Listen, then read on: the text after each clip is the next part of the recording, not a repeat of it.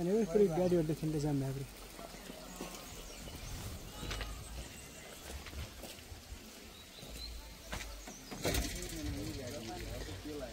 बर्खाको कपरकोटको जाम मान्छे कसको गाडीमा त धाउनु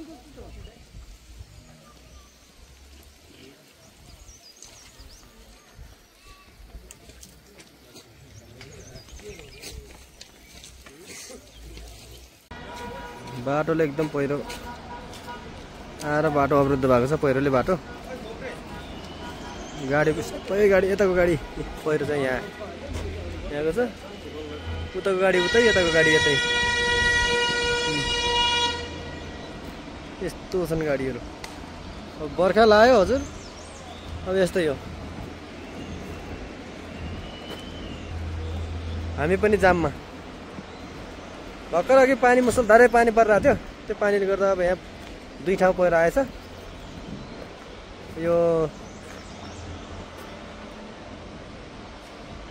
त्यो त्यहाँ त्यो डाँडा उतापट्टिको पहिरो चाहिँ अघि न खोल्यो के अरे त्यो खोलेर हामी यतापट्टि पास भएको थियौँ यहाँ फेरि भर्खर गयो अहिले गएछ यो पहिरोले गर्दा आज कपुरकोट पुग्न नि गाह्रो छ तर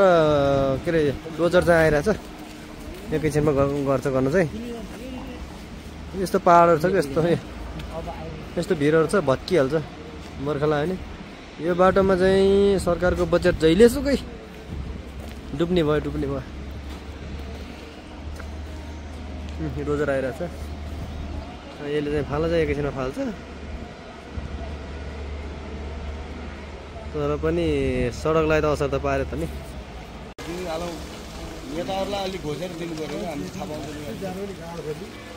यसरी खसिरहेको छ अझै त्यो माथि एउटा त्यो डेकाउनलाई चाहिँ रेडी छ है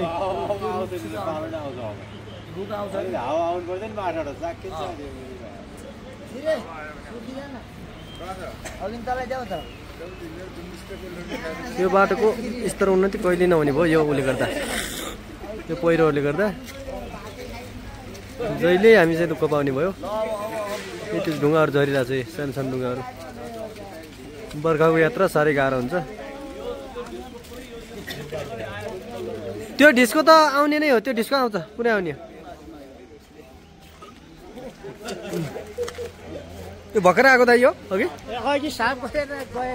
यहाँबाट साफ गरेर गयो फेरि आयो नि खसेको जान्छ पनि हल्का हल्का खसिरह तर यत्रो ठुलो पहाड खस्यो पहिला त्योभन्दा पहिला त्यो पनि छुटेर खस्छ होला त्यहाँनिरबाट खस्छ होला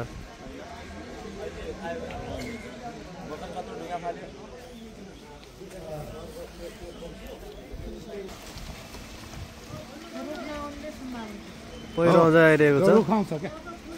सायद त्यो ढिकभरि खस्छ होला आज त्यहाँबाट पनि जान्छ होला त्यहाँबाट फाडे होइन त्यो जान्छ होला क्या त्यो झर्छ त्यो एकैचोटि झरिदियो भने फाल्नलाई पनि सजिलो हुन्थ्यो अब यो साफ गरेर फेरि झर्छ फेरि साफ गरेर यो सबैलाई ओके यो यति झर्छ सब ब्लक भयो ल बाटो जति ल हेर्नु साथी यहाँबाट तलतिरको त्यो ढिकभरि फालिदियो तल कत्रो ढाङहरू छ अनि यत्रो यो साफ गर्नलाई केही नभने 3 घन्टा 4 घन्टा लाग्छ अब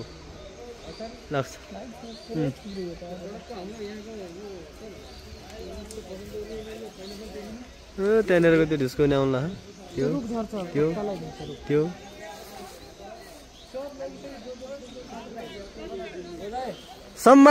सम्भवतः त्यो ढिक पनि झर्छ होला क्या मलाई जस्तो लाग्छ त्यसरी आइरहेछ हेर्नुहोस्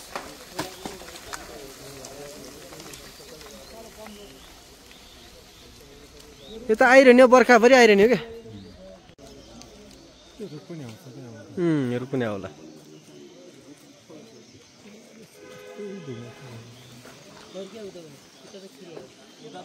दाङबाट आउने गाडीहरू त्यो जाम छ त्यो डाँडादेखि पल्लोपट्टिसम्म त्यो पारि मन्दिर छ नि त्यहाँसम्म जाम छ है मन्दिर त्यो मन्दिरदेखि वर त्यो छ नि त्यहाँदेखि जाम छ, लाइन छ। अनि चाहिँ यो चाहिँ दाङबाट आउने गाडीहरू है, बसहरू त्यहाँ रोकिरहेछन्, ट्रकहरू, मालवाहक ट्रकहरू सब त्यहाँ रोकिरहेछ। मान्छे हामीहरू यहीँ रोकिरहेछौँ। अनि सल्यान, रुकुम, रोल्पातिरबाट आउने गाडीहरू फेरि यतातिर रोकिरहेछ, डाँडादेखि उता त्यसो सवारीहरू यहाँनिर हुनुहुन्छ। उहाँहरू उतातिर रोकिनु भयो, हामी यतातिर दुईतिर। पहिरो आउने चाहिँ त्यहाँबाट फेरि यो पहिरोले गर्दा हामीलाई पहिरोले ब्लक गर्यो।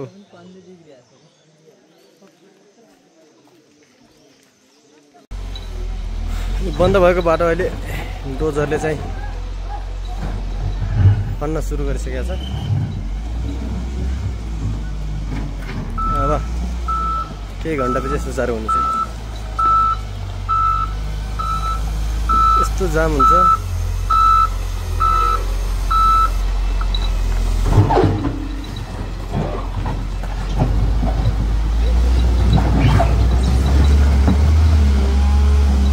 माथिबाट आइरहेछ तर खन्न पनि यहाँ अब लाग्न चाहिँ लागिरहेछ के अरे होइन।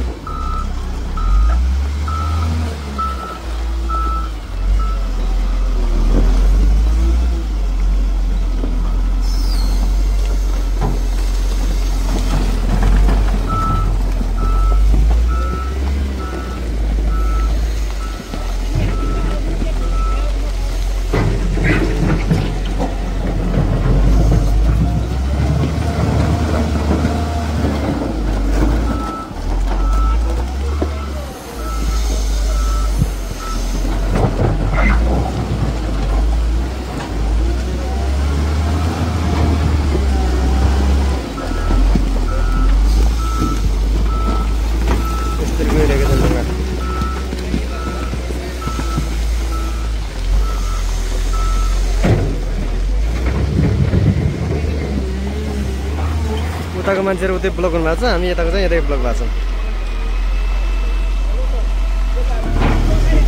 हजुर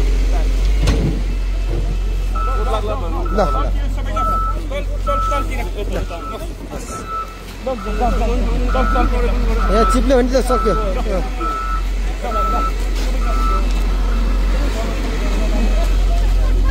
एकदम अप्ठ्यारो भएको छ। जुका हुने रहेछ।